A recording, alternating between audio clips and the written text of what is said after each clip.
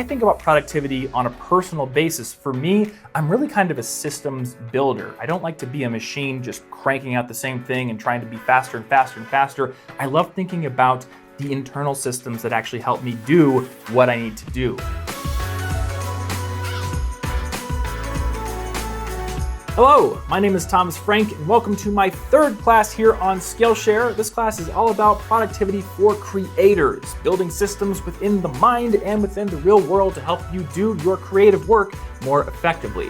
For the last about 10 years, I've been making stuff for the internet. YouTube videos, podcast episodes, blog posts, even a book, all about how to live a more productive life. So the reason I want to teach this class in particular is I love thinking about how to make my own work more efficient. I see it as containing three different pillars, the first of which being your mindset. You want to adopt what's called a professional mindset, and that contrasts against an amateur mindset. Pillar number two is going to be your environment, the systems that you use every single day to assist you in your creative work. This ranges from your physical, real-world space and your digital space. And pillar number three is going to be all about collaboration and delegation. If you're a creator who runs your own business or you find your operation growing over time, you are inevitably going to find yourself at a point where you cannot do everything you need to do, and that is where delegation comes in. I am super excited to get started, so thanks as always for joining me, and let's get into the first lesson.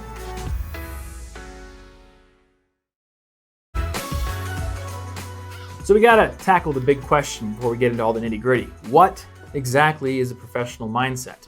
Well, a professional mindset is simply not relying on inspiration to strike in order for you to do your creative work. That is the mindset of an amateur. By contrast, professionals work on a schedule. They are disciplined. They sometimes will say that inspiration strikes, yes, but it strikes at the same time every single day. In fact, my friend James Clear once told a story about a friend of his who said, yes, I do work when inspiration strikes me. It just so happens that inspiration strikes at 8 a.m. every single day. And Steven Pressfield's book, The War of Art, is basically a meditation on this entire idea. Professionals realize that when their craft is something they take seriously, when they adhere to a strict schedule and they work with discipline, inspiration tends to strike more often. You almost prime your mind for it. By contrast, amateurs seem to think that the muses are out there and they just inspire you whenever they feel like it, and they don't put themselves on a schedule. And sometimes that does work. Sometimes you will just get like this bolt of lightning inspiration and go do something, but when you put yourself on a schedule, when you put yourself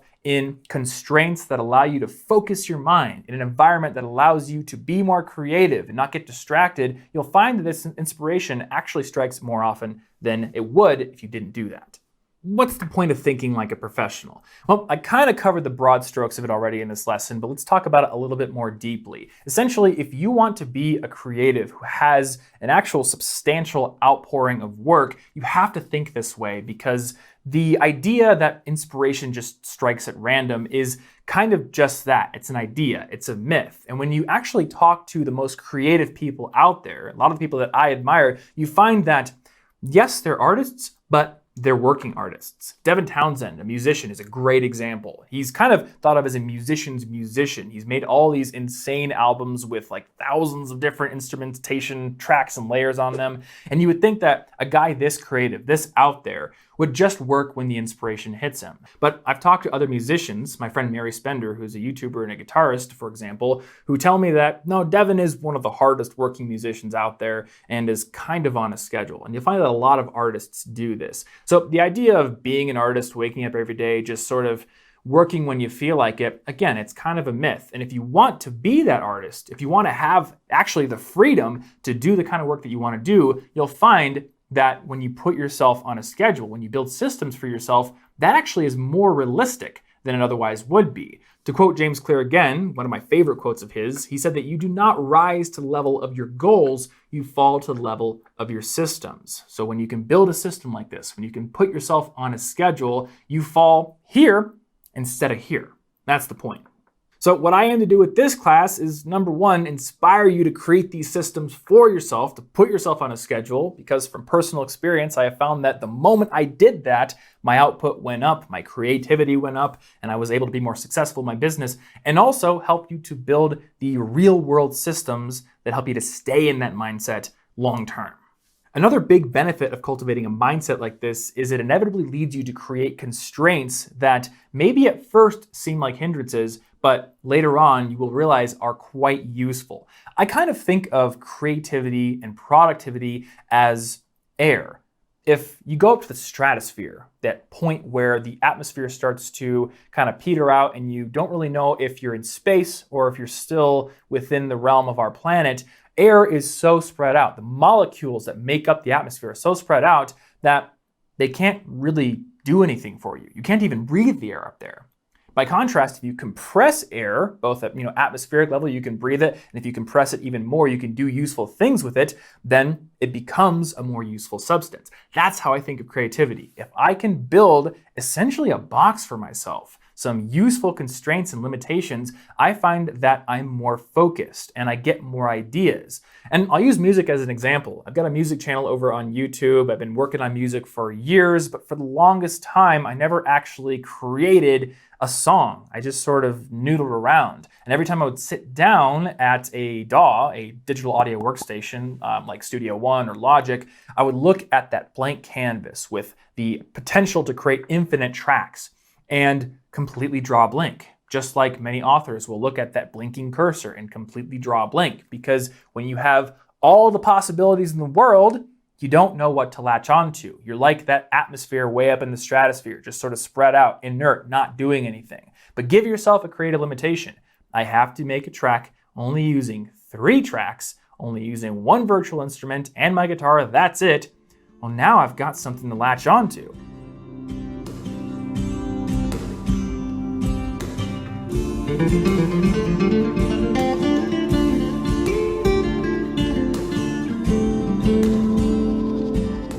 Now, I know what my constraint is, and I can think of creative ideas within that constraint. That is a huge benefit of cultivating this mindset. So that's where we're going to end this discussion of the professional mindset. We are now going to transcend the mindscape and go into the realm of the physical, talk about your actual environment and workspace. See you there.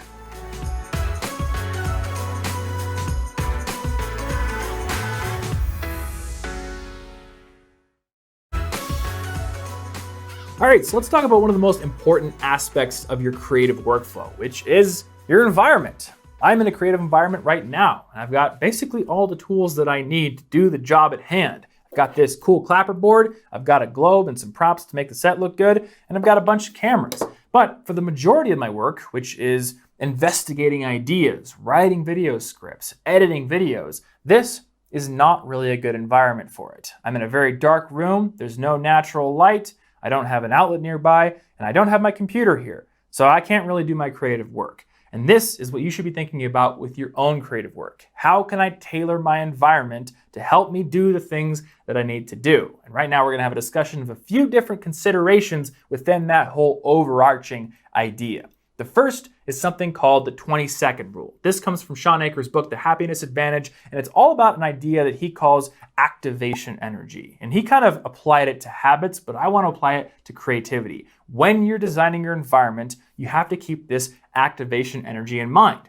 Well, what is activation energy? It essentially is the time and the energy required to either start doing an activity or access a tool that you need. The 20-second rule is a sort of specific barometer that he sets up in the book. If you want to do something more often, then make it take less than 20 seconds, lower that activation energy required to get into it. If you want to stop doing something, increase the activation energy, make it take longer than 20 seconds. If you're trying to write a book, but you've also got Crash Bandicoot 4 that just came out and you just can't stop playing it, like me, then you'd want to increase the activation energy required to boot up your PlayStation and decrease the activation energy required to start writing. That might mean having your computer in a more central location in your house, or waking up and making it part of your morning routine to boot up the computer, get your word processor up on the screen, so whenever inspiration strikes you, you can start writing. Or if you're me, and we're going to talk about this more in depth later in the class, setting up shortcuts on your phone, on your computer to instantly launch the exact area where you're supposed to be dumping your ideas out.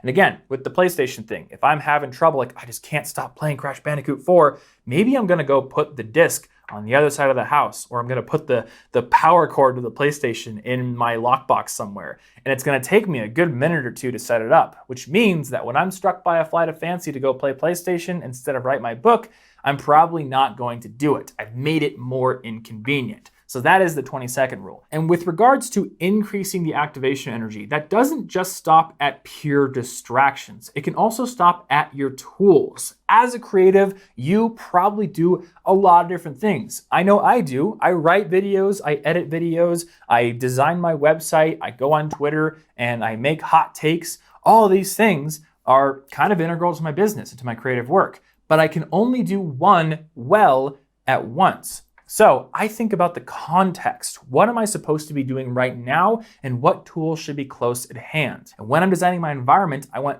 those and only those tools to be within arm's reach. But with tools that I don't need, like tools for making those hot takes on Twitter or editing a video when I'm supposed to be writing it, I should get those as far away as possible. Otherwise, I may have the temptation when I get that little resistance to writing to say, hey, I should switch over to editing a video instead. That's going to be a little bit easier. I want to cultivate the mindset that say, no, I'm going to actually sit and write my book. And if I put myself in a context where the only tools near me are the tools needed to write the book, I'm going to have an easier time doing that. So let's talk about your tools specifically. We've talked about having them in arm's reach or keeping them purposefully out of arm's reach, but what specifically should you be using? Well, I can't really tell you the exact things to use. Might be a pencil, might be a keyboard, might be a camera. It depends all on your craft. But we can talk a little bit about when you should upgrade your tools, what you should actually be buying and using. So specifically with upgrades, I think about a couple of things when I'm considering a new piece of gear. Number one, is it going to remove friction from my workflow? Is it going to make the tool more of a joy to use? In this case, I will always spend the money that I can to get the best possible thing within my budget. I don't want to skimp because I know I'm a creative and I have a professional mindset. I'm not using an amateur mindset. And if I'm a professional, I should be using the tools that professionals use. Now, don't get me wrong. I'm not saying you have to go out and buy like an RE Cinema camera to film a YouTube video just because Hollywood studios use that. But using this mindset, I want to think like a professional and I want to get the best thing available to me. I don't want to be dealing with a lot of friction in my workflow, and I want the product to be as good as I can make it. To give you a really nerdy example right here, my old camera used to film in a codec that was really hard to edit. And I found that the editing process was slower and more frustrating because of that. So one of the reasons that I upgraded to my new camera is it has a codec, essentially like the file format that it films in, that's a bit more friendly to edit. And that means that both myself and my editor have a better time editing that footage. So yes, it costs money to upgrade the camera, but we save time and we save frustration in the editing process. And this is big, not just time, but frustration. If you can reduce this, you're gonna find that you're more creative. You're gonna find that when you get an idea, your default reaction to that idea isn't, oh, that's such a pain. It's, no, let's go ahead and do it, because I know there's not a bunch of friction, stress, and roadblocks in my way. I've just set things up and I've got the gear I need to execute on that vision. The other thing that I recommend here is to observe your processes and ask yourself if there's a tool out there you don't currently have that could make an improvement. So we talked about tools you already have and whether or not you should upgrade them, but I'm always on the lookout for anything I can use, not just physical, but also maybe an app that can help me do my work more effectively. Great example. I started a brand new channel called Thomas Frank Explains. It's all about like Notion tutorials because I'm just kind of a nerd about that app. And I used to spend time in After Effects drawing boxes on the screen to highlight things. And then I asked myself, is there a way I could draw boxes on the screen to draw attention to specific areas of the screen while I'm actually filming? And it turns out there is. There's on Windows, there's an app called Epic Pen that will allow you to just draw boxes on the screen and then hide them or show them at will. So I can do that while screen recording, and that cuts out a ton of the time in the editing process and also just makes it a lot more engaging for me to teach while I'm filming. So to round this out, I want to talk a bit about my workspaces. And workspaces is plural in this case because I have found that as a professional, it behooves me to split up my workspaces based on the tasks that I'm doing. In the past, I tried to do everything from one computer, and I have often thought that everything I do could be done from a laptop from anywhere in the world. And to go a little bit further, everything I do, making videos, writing blog posts, creating podcast episodes, interacting on social media, even making a website, could be done from this phone, which has the outline for this class right on it, so I don't forget what I'm supposed to say. But if I were to use just this phone, or if I were to use just one computer, then number one, I would be using the exact same tool for every single aspect of my work, which could work, but again, we've talked about the benefits of physical separation, of creating constraints for yourself, and also the work wouldn't be at as high of a level of quality. That is something that I think about. What separates me from everyone else out there who has access to this, who has access to a simple laptop with a webcam?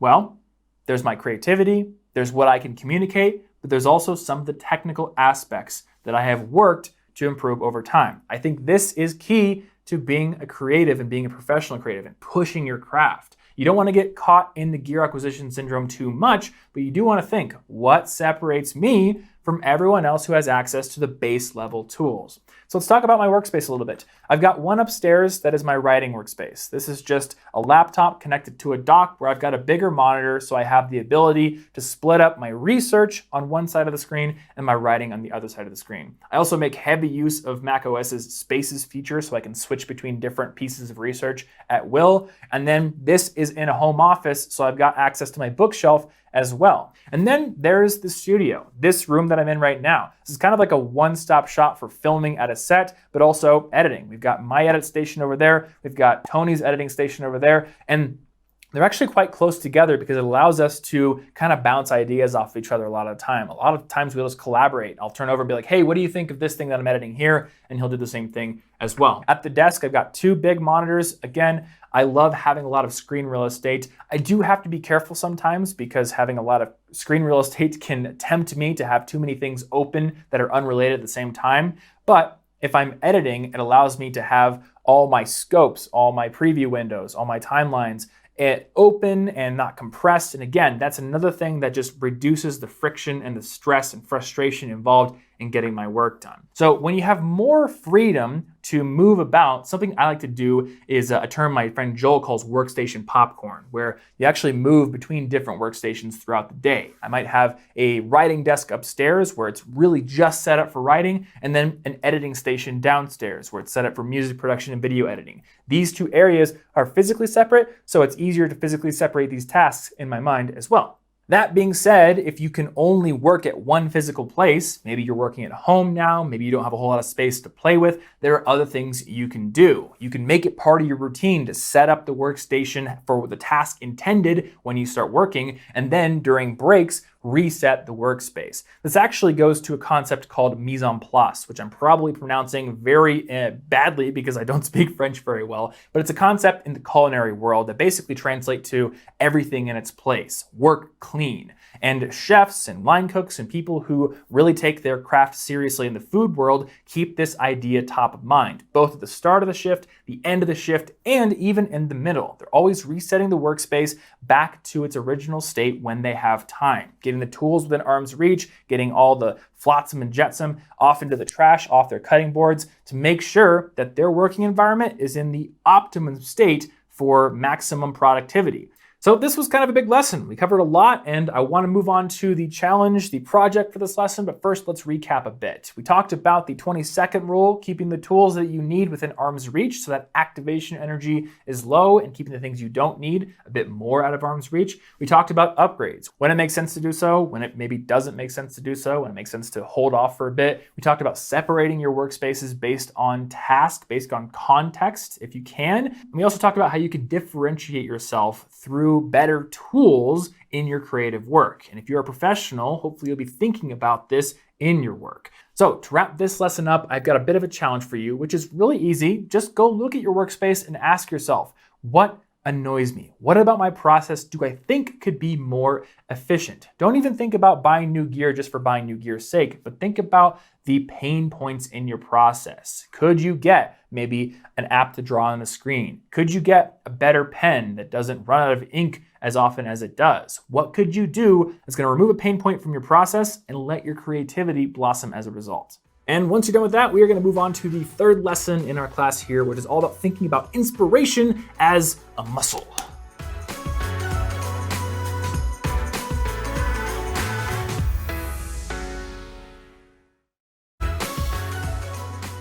Welcome to our third lesson, which is all about treating inspiration as a muscle that you can build over time through work. Over on my YouTube channel, I've often talked about the idea that self-discipline is like a muscle. When you work it out by exercising your ability to avoid doing things that you want to do or to accept uncomfortable circumstances, you become more capable of doing that over time. And inspiration, getting inspired to do creative work, is exactly the same. So what I want to do in this lesson is sort of build upon that general idea we talked about in lesson number 1 and give you some specific examples from my own life that should hopefully inspire you to set up some constraints for yourself. And we're going to start in a place you probably didn't expect, which is with Magic the Gathering.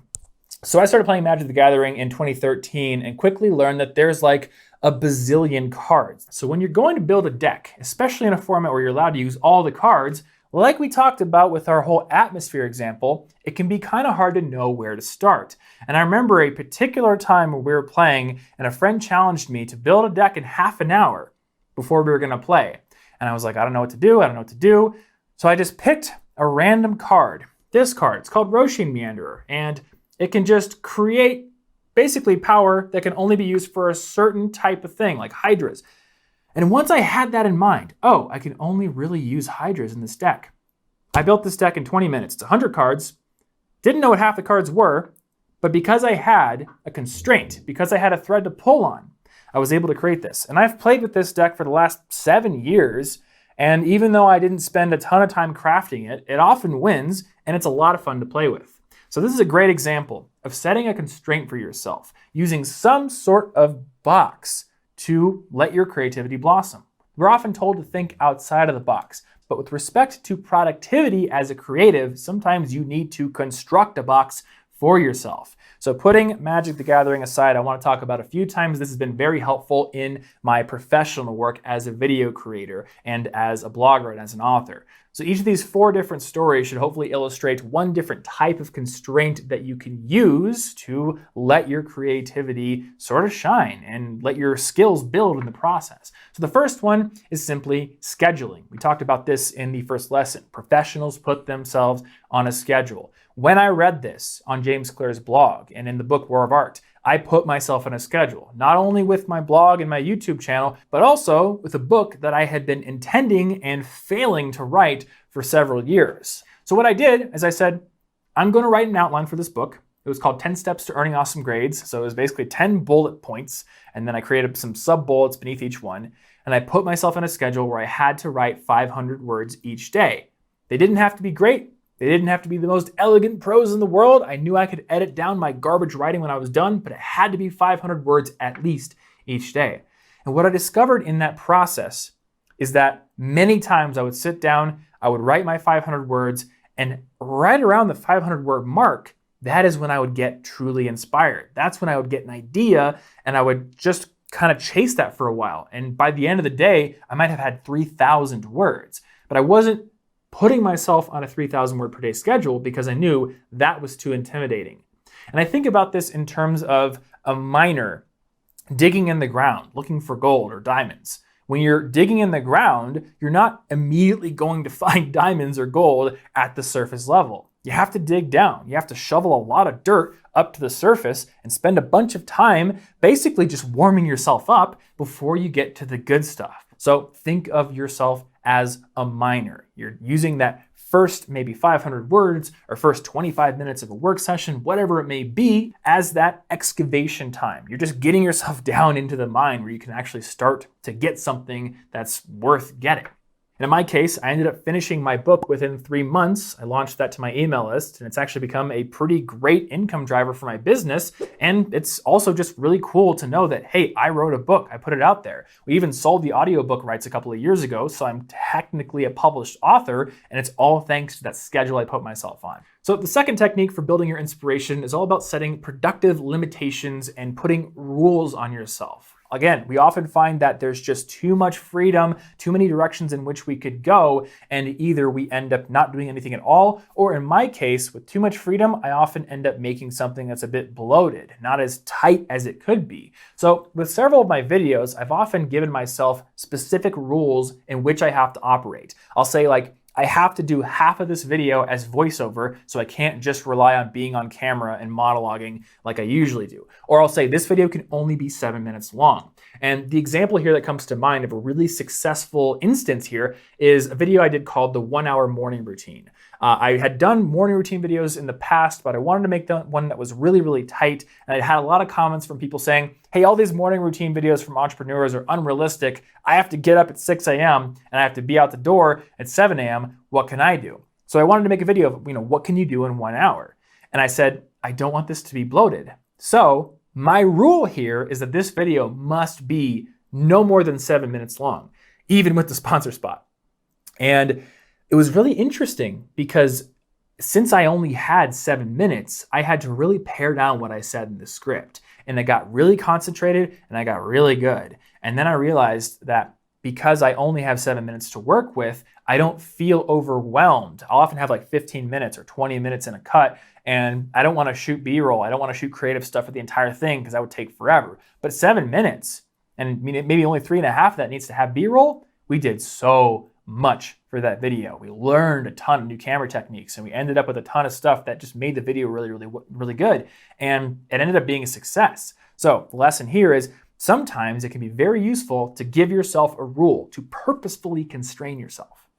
Exercise number 3 is all about imitation. So the jazz trumpeter, is that the word trumpeter or trumpeter? Clark Terry had a system that he called imitate, assimilate, innovate. When he talked to young jazz musicians, he would say that imitating the masters is one of the best ways to build your skill efficiently and quickly. And this is because, again, it gives you a useful limitation. When you're trying to learn new techniques and you're imitating the masters by playing one of their songs, you're not trying to figure out what to play in the first place while also trying to master the techniques. You know what you have to play, you can just focus on those techniques, and the great thing is you have a built-in feedback mechanism because you can compare what you did to the source material. So my favorite movie in the world is Scott Pilgrim versus the World. And one of my favorite aspects of that movie and aspects of Edgar Wright's work in general is his amazing use of quick cuts and zooms. He has just this very dynamic editing style that I really wanted to learn how to do.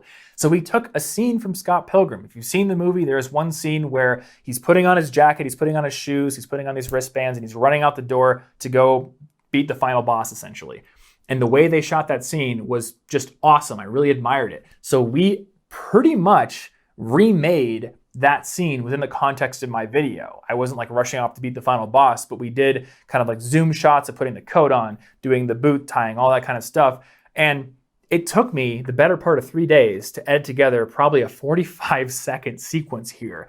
But by the end of it, I had learned so much about editing that I didn't know before. And I am now a much better editor for it. In the process, I remember it being so frustrating because I looked at my product and I looked at the source material and I just felt like I wasn't going to be able to get it to the level I wanted it. It was just like I was mired in this frustration.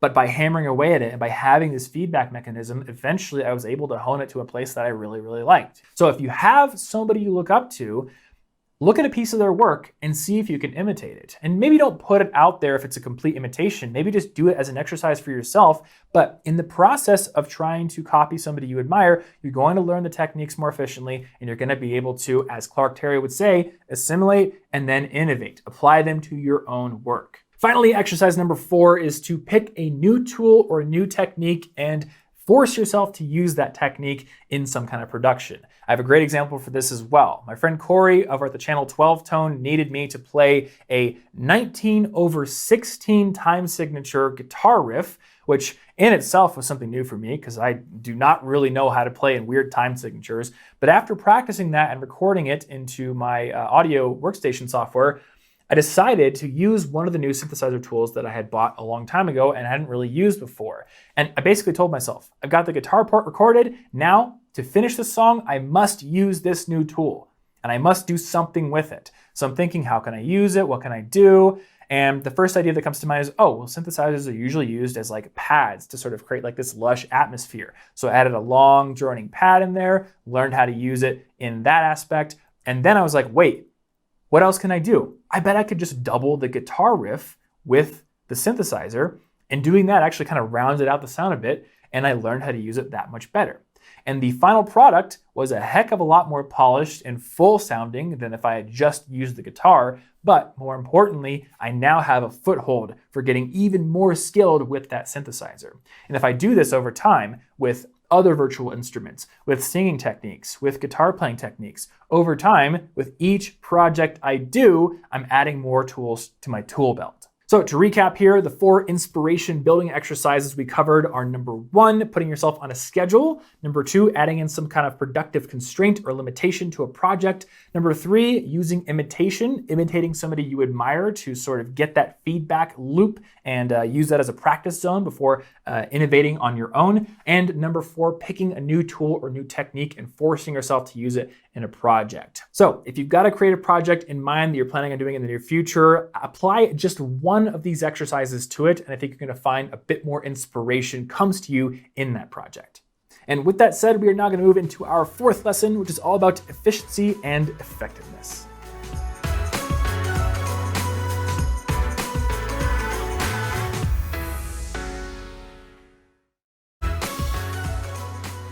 All right, it is now time for us to talk about everyone's absolute favorite topic when it comes to creativity, and that is coffee. I've got coffee here because, well, I kind of needed to film an entire course in one day. But no, we're going to talk about efficiency and effectiveness in general. These topics might seem like they belong more in my first course on productivity systems, but creativity is bolstered by productivity, by efficiency. Hopefully, we've gotten that kind of down in the earlier lessons. In this one, what I want to do is sort of get more specific about how you can manage your time, how you can manage your effectiveness, your energy, and get a little bit into the metrics that you should be tracking with your creative endeavors, especially if you're thinking about them from a professional mindset. Which metrics are actually worth tracking? Which ones are just vanity metrics, things that are really not worth worrying about? That's what we're talking about here. So first, let's talk about efficiency.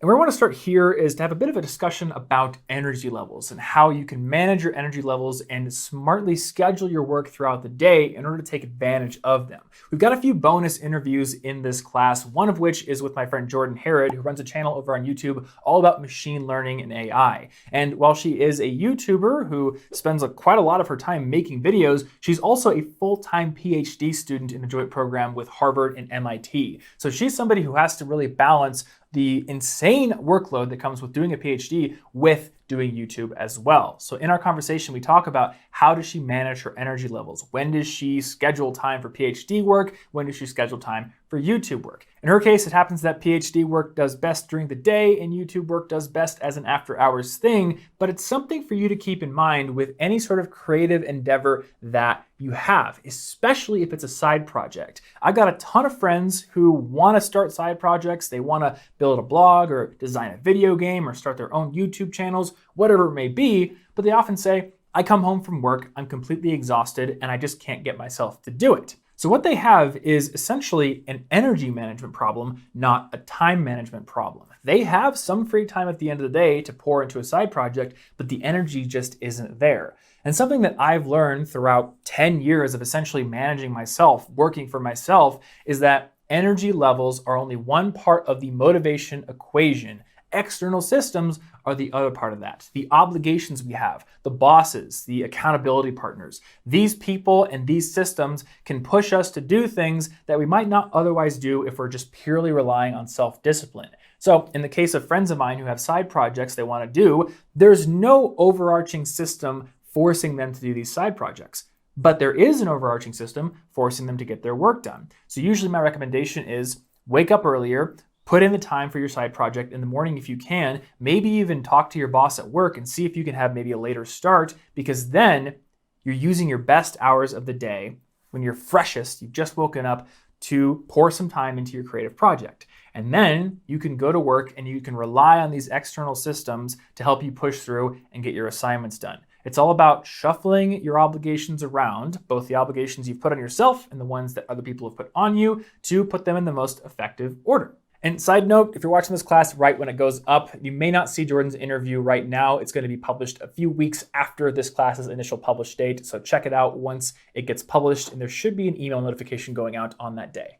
So from that general idea, I want to give you a bit of a look into how I personally plan my day and sort of manage my time right now. And hopefully giving you a look into my system will give you some inspiration for how you could, number one, set up some tools and systems for your own schedule, and number two, shuffle things around and make your own schedule as efficient as it can be in the first place. So as you might know, if you follow my YouTube channel or follow me on Twitter, where I incessantly tweet about Notion, I use an app called Notion to essentially run my life. All of my project management, all of my company wiki stuff, it's all done in Notion. So you're gonna see a few different examples of this app in action for the rest of this class, but just know there are a ton of different tools out there, and a lot of them are gonna be able to do the same things. So if you use Evernote or Roam or Google Calendar or Todoist, a lot of the concepts we're gonna talk about here are able to be applied to multiple different systems and tools. With that being said, I wanna give you a look at the personal dashboard I've been building for myself over the past few weeks. So this is kind of a custom workspace that is tailored to me. And you may see this in the collaboration and delegation lesson we're gonna do a little bit later, but each person on my team has their own workspace like this. And what I love about Notion is you can create essentially whatever you want or whatever you need for each individual person. So personally, I need to see a big view of all the different projects I have in process. I've got a Kanban style board for all the videos that go across my main Thomas Frank channel, my Thomas Frank Explains channel where I do Notion tutorials, my podcast, The Inforium, my IGTV videos. I can see the status of each of them right here. In addition, I can look at the editorial calendar to see which ones are supposed to go live and when. So I can see right here that, well, really nothing is going live for the rest of the week. We've already gotten everything out, but next week I've got a couple of different videos coming out on the main channel, plus another video on the Thomas Frank Explains channel about how to make templates in Notion. So what I'll do on any given day is take a look at the status of the projects, take a look at the editorial calendar, and I'll take a look at this tasks database up here. This one is filtered just to show tasks that are assigned to me. I've hidden the assignee column because it's just filtered to only show tasks that are mine. So I can look on any given day and see what's coming up, just like you would in Todoist or Microsoft To Do. And what I do now and what I've kind of done for years is I'll take what I see here and I will just write up a daily task list. I've created a little database right here called Tom's Daily Tasks. Every time that I come in here to plan my day, I'll create a new box and I'll just open here and I'll make a very, very basic checklist. So right now I'm doing the number one thing on my task list today, which is to film my Skillshare class. And this will likely take most of the day. So I've got a couple of small tasks that I'm gonna do once this is done, and then a few others that if I have time, if I decide to work a bit at night, I can work on these, but they are not sort of explicitly planned. I also have a little box here called Archive. So you'll notice that right here, I only see a couple of different things. I've got yesterday's task list, which had a couple of things I didn't get done, so I leave that there. But if I click Archive, then I've got filter criteria to not show anything that is archived. So I can actually go into this entire database.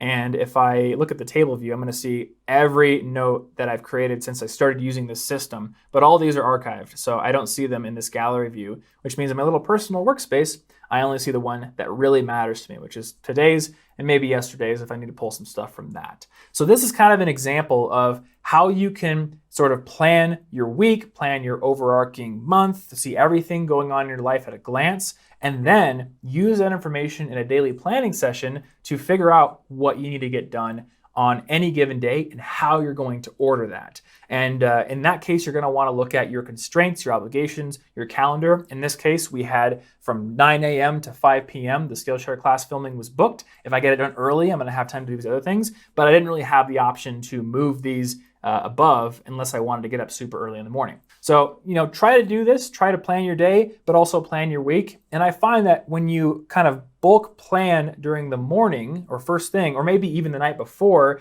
then you sort of know what you need to do for the rest of the day. You're not constantly asking yourself, what else is on my big task list? You kind of narrow your focus to this one plan you've made for the day, and that's it. At the end of the day, you can go check things off, check them off in the main systems, and rinse and repeat.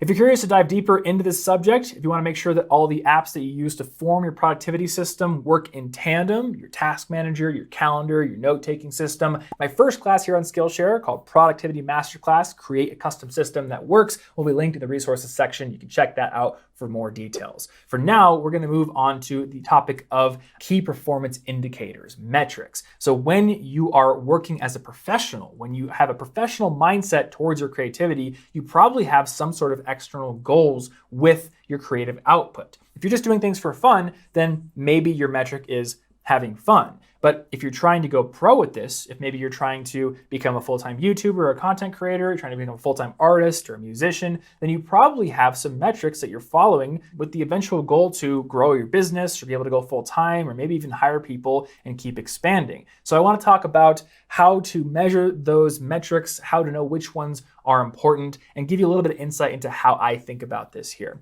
And one thing that I've learned over 10 years of creating content is on the internet, there are almost an infinite number of metrics that you could track. And I'll show you here. This is the back end of my YouTube dashboard. So not only do I have views over a week period, watch time hours over a week period, subscribers, but we also have real-time metrics. We also have how well each video did. And something that I've realized is when YouTube gives you this little box here that shows you the ranking of each video compared to the last one, you can start to view that as the metric that really matters. Did this video do better than the last one? And you start to feel like everyone has to go up in terms of views. And what I've had to realize is this is important to a degree, but at the end of the day, it's kind of a vanity metric. Number one, I've learned that views are not the thing that matters most for building a sustainable business. If I work with sponsors, then how many conversions I get is that metric. If I'm selling my own products, then how many sales I get is that metric. And in terms of good that I do in the world, views are also not the best metric to use, because if I start to hone in on views, I may start to make surface level content that's going to appeal to a larger and larger audience, but maybe not say as much. There's a scientific principle, or I guess a philosophical principle called Goodhart's Law. And it basically states that the more you focus on a particular metric, the less useful that metric starts to become, because you start optimizing just to make that one metric go up. And often metrics are interconnected, and the health of one metric should hopefully be indicative of the health of the entire process, of the business, of the project. But if you start to focus in on simply one metric, you may start optimizing for it at the detriment of the entire thing you're building. And over time, you may start to realize that other metrics, maybe even more important metrics, are starting to go down without you noticing it. So to get into my personal metrics here, I've started to realize that, pure views, pure watch time, they're not the only things that I should be optimizing for, especially when I really get down to it and ask myself, what makes for a fulfilling life? What is going to help me grow my business, or at least keep it at a level where it's going to sustain my own goals, my team, and what can be left by the wayside? These vanity metrics like views and watch time, often the motivation behind growing those, or at least part of the motivation, can be comparisons to other people, comparisons to people in my peer group, comparisons to people who I'm friends with who are also creators. And these comparisons are entirely ego-driven, which means that they're not necessarily healthy, and they aren't going to lead me to a place that I want to get to. So instead, I start thinking about what are the individual metrics that are going to get me to a place where I want to be. One thing that I want to do is start developing some more of my own projects on the side, my own products on the side. So maybe a metric that I would like to actually optimize for is not views, but maybe a conversion percentage on an email list for people who are interested in a specific project. So for just one example, here on ConvertKit, I've got a form for this really in-depth Notion course that I want to make at some point. And this is specifically going to be for people who want to use Notion for business. So for whatever creative projects that you're working on right now, ask yourself, what are the metrics that are going to push me forward in the ways that matter to me? Not in the ways that maybe my ego would like to go in, or in the ways that external pressures are trying to push me in, but the ways that truly matter to me. So in the next lesson, we are going to turn our eye towards efficiency once again. And this is probably the lesson I'm most excited about for this class, because we're going to talk about templatizing your work, finding shortcuts, finding ways to basically get a project almost 10% or 20% done by just pushing a button. So I will see you there.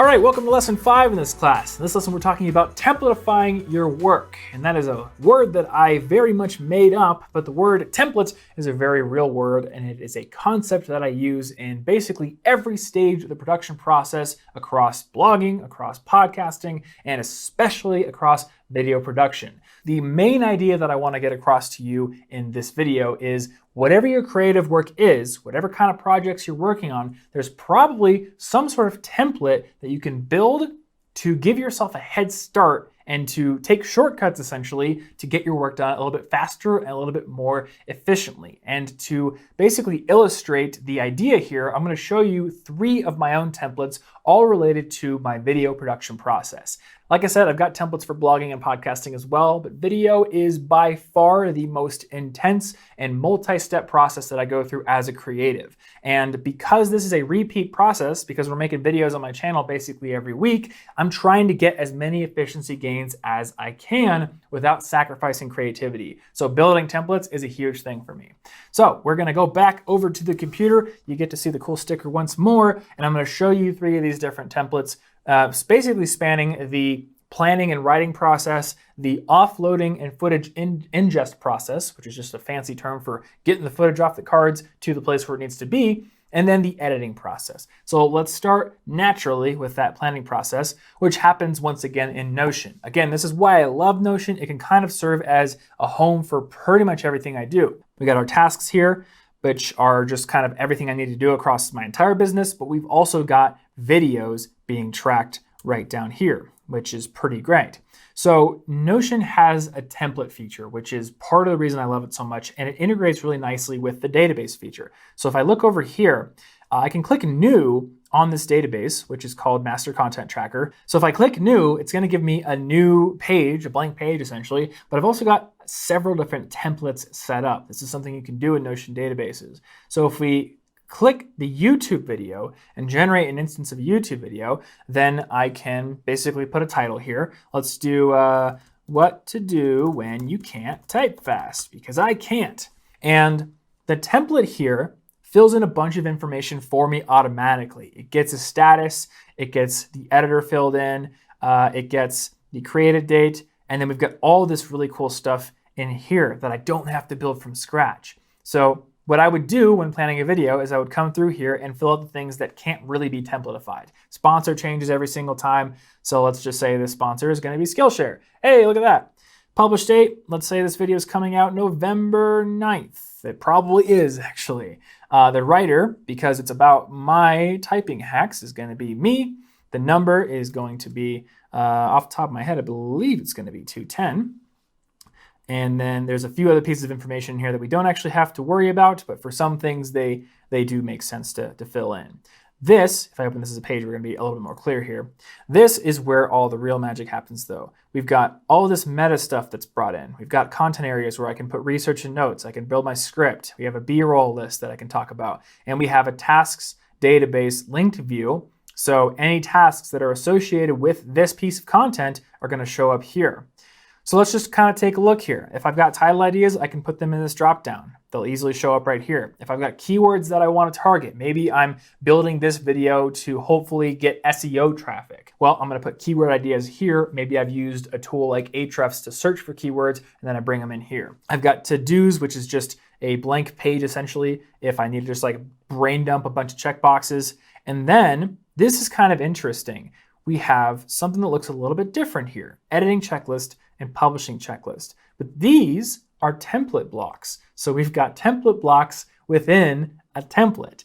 And what this allows us to do is generate an instance of an editing checklist. So this is a brand new editing checklist that has been just now generated. But if we look right here, it says global changes to the checklist should be made on the master editing checklist. So if we click this and look at the breadcrumbs, we are now at knowledge base video workflow tutorial editing checklist. This is very, very helpful. And this is one of the reasons I love Notion. We have a centralized, basically wiki, basically company knowledge base, where I've been building out documentation, both for myself, but also for current team members and potentially new team members if they come in, to have a central source of truth, a central source of knowledge for every process in our business. And that central source of knowledge, if I click here on the video workflow tutorial, has all kinds of different pages.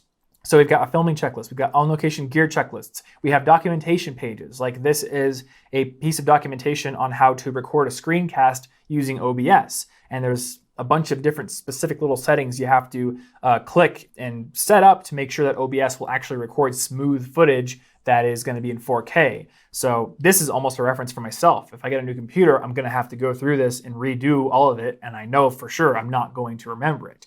But with the checklist specifically, like the editing checklist, I want this to exist in the knowledge base, in our master wiki essentially. Because if there are any changes we make, I don't want to have to go into the template to make those changes. The template is not our knowledge base. I want to make the changes here.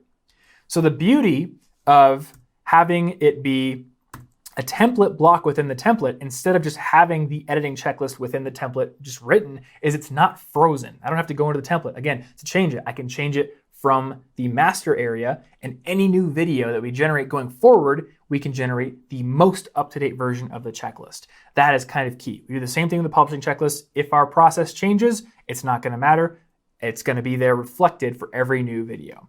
So going forward, we have an area for editor feedback. I wasn't really planning to talk about some shortcut tools here, but for editor feedback, what I find is it's really useful to use a couple of different tools. Number one, there's an app called Greenshot, which is just a screenshot application where this isn't actually Greenshot, but I can basically like drag and draw a box. It'll take a screenshot and immediately copy it to my clipboard. In fact, I may be able to demonstrate right now. So if I do this, it should copy to my clipboard. And if I get out of my little drawing program, I can paste it.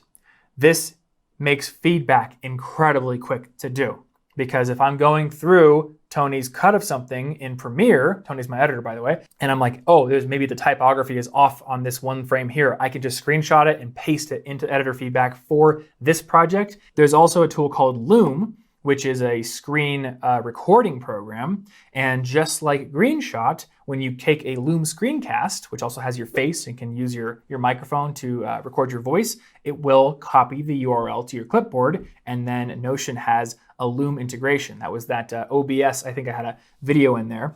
And if I didn't, we can actually show that. So let's go into our editing checklist over here so we can get to the video workflow tutorial. I know we have a version of that right here. Turn Frame.io comments into a Notion B-roll list. So the top of this piece of documentation is actually just an embedded Loom screencast where I went through this process, I recorded it very easily, and I got it into my knowledge base. Combine Loom or any app like it, like Droplr, along with a screenshot app like Greenshot, and you'll be able to create documentation and wiki pages incredibly quickly. And then over here, we've got areas for research and notes. I've got a built-in area for my research, and then I've got a built-in area for my script.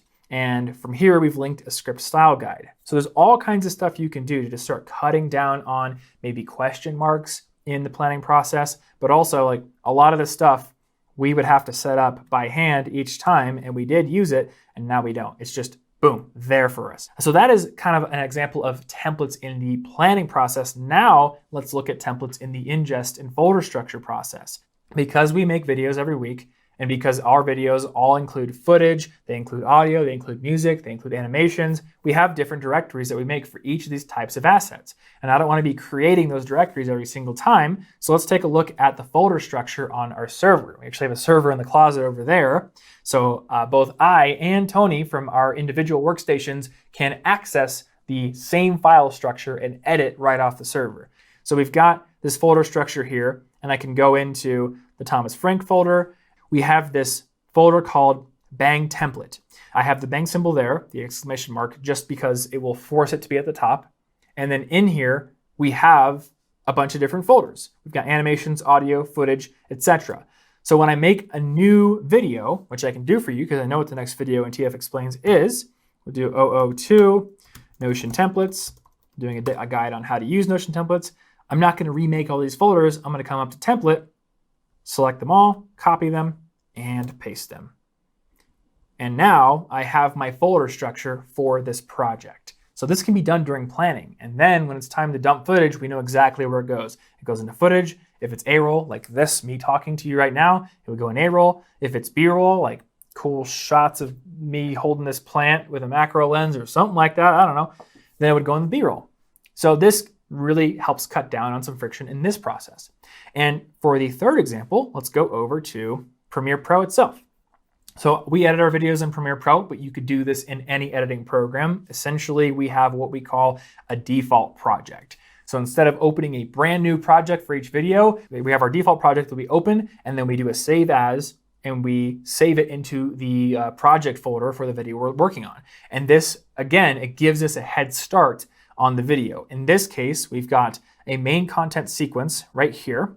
And if I expand this with tilde, you can see we've already got a whole bunch of tracks set up and a whole bunch of audio tracks set up as well. So what that does is it gives us a place to put everything right away. We've got main set audio, we've got voiceover audio, we've got skit audio. We have 3 different tracks for sound effects. We have a few tracks for music, a few tracks for ambience. So if I'm doing heavy sound design in a video, I've already got those tracks set up. And not only that, but if we go to the audio track mixer here and take a look at this, we have effects there. So we've got different plugins on each track. We have different values for the volume on each track. This is basically set up for how I would normally want it. I may have to make small tweaks at the end of the video, but a lot of this doesn't change. Like I usually want to do some light equalization on any sort of background music to cut out some of the low end so it doesn't mess with my talking voice. And then, of course, just like with our directories, we have a folder structure or a bin structure that gives us a head start for where to put things. There's a footage thing, and it mirrors our folder structure. In fact, now that I'm thinking about it, we could probably get rid of this A-roll and B-roll bin and just drag those folders in from Premiere and it would create them. But we basically have it set up. And I would probably keep these here anyway because we've got different B-roll types here. So shots, screen recordings, which I'm doing right now. We've got clips from like stock footage sites or from old videos, things like that. So this is how we organize our footage. And when you're organized, things run smoothly, and smooth is fast. Whatever you're doing, see how you can create shortcuts for yourself. If you are a video editor, get those tracks in a template, get those directories in a template. If you use the same effect all the time, look here, we've got a favorites folder in our effects panel. And if I open this, I've got all these effects that I use quite often. I use constant gain constantly. To use an intended pun. I use crop a lot. I use dip to black. I use exponential fade all the time. Some of these are actually color grading presets. So it's an instance of Lumetri color, and we've saved it as a preset and given it a name. And then we have it in a favorites folder, so I don't have to go searching for it or browsing for it in this whole file tree here that contains everything. That's kind of the demonstration. Again, the general idea here is find ways to build templates into your creative process and be observant while you're creating. Ask yourself, what am I going through again and again and again as I do what I do? Is there any way that I could automate this process? Is there any way that I could cut a step out by building a template? Is there any way that I could build in a shortcut? With that said, we are going to move into the next lesson, which is all about collaboration and delegation. The ultimate shortcut, even though it's quite stressful in the beginning.